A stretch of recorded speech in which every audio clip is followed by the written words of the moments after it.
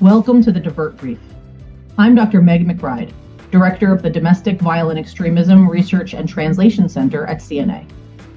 This podcast series highlights new research, trends, and findings on violent extremism in America. Designed for policymakers, practitioners, and anyone curious about the evolving domestic threat landscape, this AI-generated podcast delivers concise and accessible summaries of our latest work. Thanks for listening.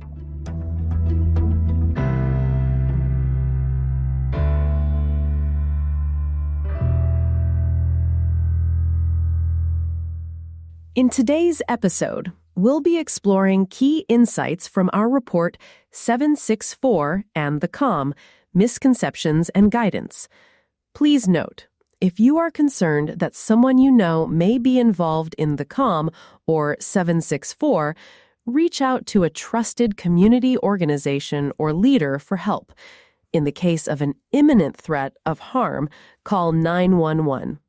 Okay, let's dive in. Let's start with the big picture. What is the COM, and how does 764 fit into it? The COM is best understood as a decentralized ecosystem, a loose constellation of small online networks, or cells. These networks aren't formal groups or even very organized. They often have no formal leadership or coordination. 764 is just one network within the COM. It's particularly known for sextortion, targeting minors, grooming them, and coercing them into producing sexual content or even engaging in self-harm or other acts of violence. So calling everything 764 is a massive oversimplification of the entire landscape? Exactly. The report uses a helpful analogy. It's like using the name of one sports team to refer to an entire league. And that matters because different networks within the COM do very different things. Can you give a few examples of other networks within the COM? Sure. No Lives Matter, a 764 splinter group, encourages violence for the sake of violence and for gaining online clout. It's been associated with several high-profile incidents of offline violence, including the Southport stabbings by a British 17-year-old. Maniac's Murder Cult opposes the kind of sextortion activity that 764 engages in, but explicitly endorses neo-Nazi themes and Satanist practices. So this is a really amorphous ecosystem. Exactly, and that makes it harder to track, regulate, and intervene. Let's move to another big misconception, that this is all happening in hidden corners of the internet. Right, and this one is especially important. These networks are not confined to the dark web. They're operating on platforms that millions of young people use every day. Gaming platforms, social media apps, and messaging services like Minecraft, Roblox, Snapchat, Instagram, Discord, and Telegram. That's a pretty significant shift in how we think about exposure. It is. Grooming often starts in very ordinary spaces, like a chat in a game, and then moves into more private environments, like invite-only servers or encrypted messaging apps. Once there, the interaction can escalate quickly. Right, and that targeting isn't random. Many COM networks will specifically target young people with mental health issues that they think are vulnerable to coercion and influence. Exactly. And many of the young people who become perpetrators of harm in these networks initially entered as victims. They began as targets of grooming and began to victimize new targets under pressure from their own groomers. Another assumption people might make is that these are primarily neo-Nazi or white supremacist groups. That's only partially true. Some networks do draw on neo-Nazi aesthetics and are usually influenced by Order of Nine Angles.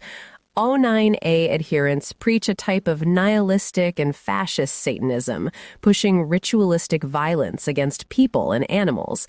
But many participants aren't ideologically driven at all. So what motivates them? A mix of factors: seeking power or clout, curiosity, loneliness, or even a desire to cause harm for its own sake. Some appear to be engaging in nihilistic, violent extremism, motivated by a desire to engage in violence for the sake of violence or destroy modern society. That's interesting. So young people interested in these networks may not show any hint of white supremacist or neo-Nazi ideology. It's also not just teen boys victimizing teen girls either. Perpetrators are mostly male and have an average age of 20, whereas victims are mostly female and on average 15 years old. But this is not universally the case. In 2025, a 15-year-old girl convinced a 25-year-old man to commit suicide on a live stream. And young children are at risk as both perpetrators and victims. Both are getting younger every year. Right. Let's talk about the role of internet culture. Comm networks often use humor and memes, so some people might dismiss this as just edgy humor or trolling. And that's exactly the problem. Humor and memes are central to how these networks operate, but they're not harmless. They're used to recruit members, normalize harmful behavior, and create plausible deniability. The humor acts as a shield, making it harder to distinguish between irony and real intent, and that can delay intervention. And finally, the idea that this is contained to the online space. Unfortunately, it's not. The report is very clear that the harms often spill into the real world, and sometimes very quickly. There are cases where young people have attempted or died by suicide shortly after contact with comm networks. That's incredibly alarming. It is. And beyond that, victims are sometimes coerced into committing acts of violence against themselves, others, or even animals.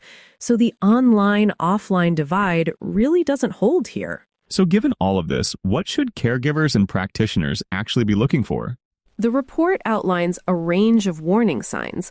Online, that might include sudden increases in screen time, secretive behavior, or involvement in private groups. You might also see the use of certain slang related to image sharing or hiding activity from parents. Offline, changes can include withdrawal from family or friends, shifts in mood or behavior, signs of self-harm, or a sudden interest in violent content. Let's close with some key takeaways. What should listeners remember? Anyone can get pulled into the comm, but both victims and perpetrators are getting younger. These networks often start by targeting kids on mainstream platforms and then move them into private or invite-only groups, so that shift is a major red flag. It's important to remember that not all comm networks pose the same level of risk. 764 is just one piece of a much broader landscape. And even if something seems like just a joke, memes and humor can mask real harm. Finally, many perpetrators actually start out as victims, so responding effectively means addressing both sides of that cycle. And it sounds like the overarching message is that understanding these nuances is critical for effective prevention and response. Exactly. The more accurately we understand the problem, the better equipped we are to address it.